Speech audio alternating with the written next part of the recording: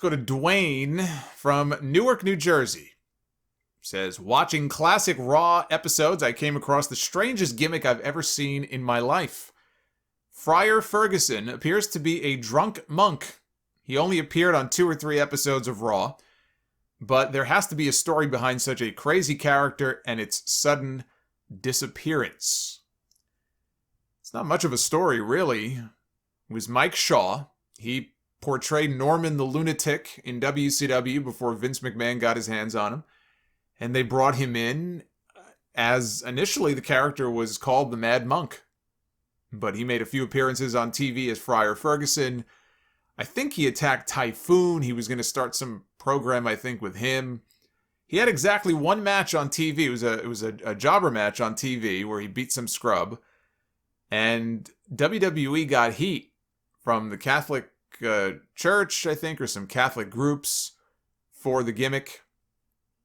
So they dropped it. They got heat for it. They dropped it. And the replacement gimmick was not much better. It was Bastion Booger. Both characters sucked. That really is the whole story. Suffy from Malaysia. Buy or sell on heavyweight or open weight? Which do you prefer for requirements to compete for a promotion's top title? Determined by weight limit like New Japan does with the IWGP titles, or no weight limit like WWE and AEW's championship? I think there's pros and cons to both. I kind of like the way they do it in New Japan, but I would buy on open weight because it just opens up so many more options. You know, if you do things in an open weight fashion, it doesn't mean that you can't try to stick to certain weight limits without making it official, without there being rules in place that prevent you from doing, you know, other types of like freak show type matches.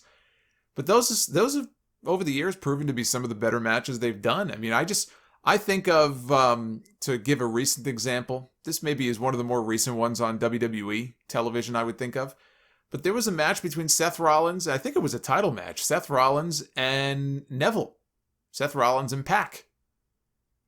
Now, Rollins is not that much bigger than Pac. It's not like he's given up 100 pounds to him. But Pac is not exactly a big guy relative to a lot of other people on the WWE roster at that time. And so if it were not an open weight thing in that company, then I don't know that Pac would have been able to wrestle Seth Rollins for the championship. He may have been relegated to the cruiserweight title. And we all know how WWE treats the cruiserweight title. In fact, that's why Pac left the company in the first place. They had him doing stuff in the cruiserweight division. And all of a sudden after that, he said, fuck this, I'm out of here. I'm sure that had something to do with that. So I like having it open, where if you want to take a bigger guy and put them up against a smaller guy. I mean, think of all the matches Rey Mysterio had that he never would have had. You know, his ceiling would have been the cruiserweight title, and that's it. And maybe some people want that. It's not like Rey Mysterio had such a successful world heavyweight title run back in 2006. I certainly think if they wanted him to be more successful as champion, they could have booked him a lot better. Instead, they booked him like shit. He won the title and he lost to everybody. He got squashed by the Great Khali, but they loved that. They loved the visual of him being in the ring with guys that were 2 or 3 times his size. I like keeping it open. So you have the option of taking some of those smaller guys and putting them, even if it's like a random TV match and you build some dramatic near falls out of it. Those have been some of the more enjoyable moments, honestly, on television in recent years. Chris from London, England. What is your favorite Royal Rumble moment that foreshadowed a future WrestleMania match? Drew against Brock, Hogan versus Warrior, Shawn versus Undertaker, or any others that come to mind? Hogan Warrior in the 1990 Rumble is the best. It was just such a cool deal for me as a young fan to see those two finally clashing one-on-one. Even now, it just has that big, like when I go back and I watch that, it has that big time feel to it when they're circling each other and the crowd's getting amped up and the announcers are getting amped up and they did the whole crisscross sequence into the double clothesline. So that one is, I mean, that's the one I always think of. To give you an answer, that would be my favorite. Izzy from Thatcher, Arizona. I was recently watching The Shield against the Wyatt family on Main Event in their third and final match. I forgot they had a match on Main Event.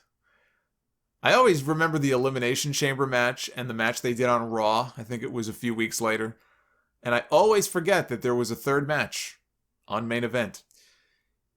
And apparently Izzy felt the same way.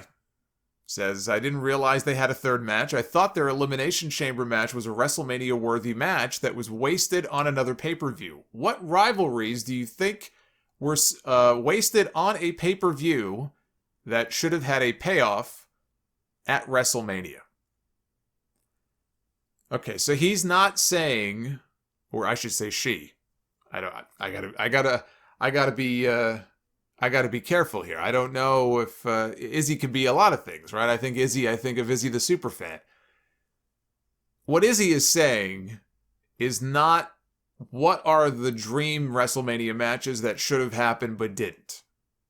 Okay, so what Izzy is saying is what matches were wasted on other shows that could have been on a WrestleMania or in a WrestleMania main event. So that's my interpretation of the question. Randy Savage and Jake the Snake Roberts is always, for me, the first one that comes to mind. Although I guess the payoff wasn't on pay-per-view. It was on Fox. It was on Saturday night's main event. But it should have been at WrestleMania 8. Once it became clear that Jake was leaving, and I don't know when they found out that Jake was going to leave. It might have been a sudden thing. But if there was some advance notice that Jake was either leaving or that he might leave the company because he was unhappy, that's when you tack on the loser leaves town, right? The loser leaves WWE stipulation. And then you have a big payoff because you know one guy is staying and one guy is going. And you do Jake and Macho at WrestleMania with Elizabeth at ringside. So that has always bothered me, that rivalry never got a proper payoff. Rock and Triple H is another one-on-one. I mean, they were part of a four-way at WrestleMania 2000, but the payoff with Rock winning the championship happened at Backlash. We never did get that singles match between them at a WrestleMania. It almost happened in Dallas a few years ago, but it didn't work out.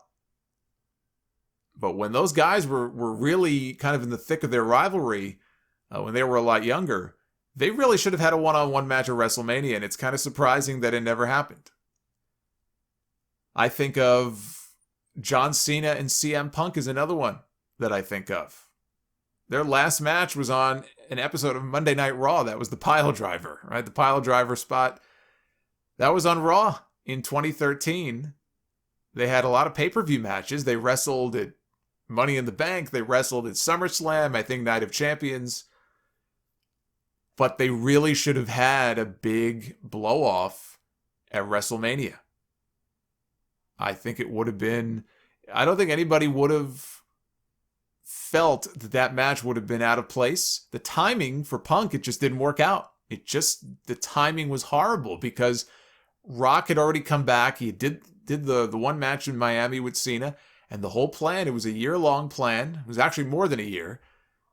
The plan was to go from Rock at 27 as the host to the match with Cena at 28 to him winning the title and then paying it back to Cena and passing the torch at 29. It was this whole story arc that they had constructed, and the odd man out was CM Punk because it should have been him in that WrestleMania main event. But they had their plans, and they weren't going to make it a triple threat. They weren't going to deviate, from their plan. So he was kind of the odd man out. But I think Cena and Punk absolutely could have had a kick-ass WrestleMania main event match. Cena against Roman Reigns. The match they had at No Mercy in 2017. That should have been a WrestleMania match and not some throwaway match at a No Mercy show. But I'm assuming that had more to do with Cena, his schedule. He was starting to branch into Hollywood and do TV and movie stuff. So they got him. Look, if you have a John Cena or you have a Rock in a very small window to use them, then you're going to use them. And if that means it's at a B show pay-per-view, then it's a B show pay-per-view. You can only get John Cena at TLC, then you take John Cena at TLC. but that should have been a WrestleMania match as well. I'll throw one more at you. I'm not saying that it would have been the best possible match that they could have done at WrestleMania, but as big of a deal as it was, and as long and drawn out as the feud was, how do you not have a WrestleMania climax with Stone Cold Steve Austin against Mr. McMahon? I mean, how do you do that on an In Your House? I think that St. Valentine's Day Massacre is considered the final In Your House. How are you doing that match in an In Your House the month before WrestleMania and not doing it at a WrestleMania? I mean, I know the answer because you have The Rock, and that's going to be a much better match. But if you think about it, Austin versus McMahon, right? I mean, that probably should have had a WrestleMania match.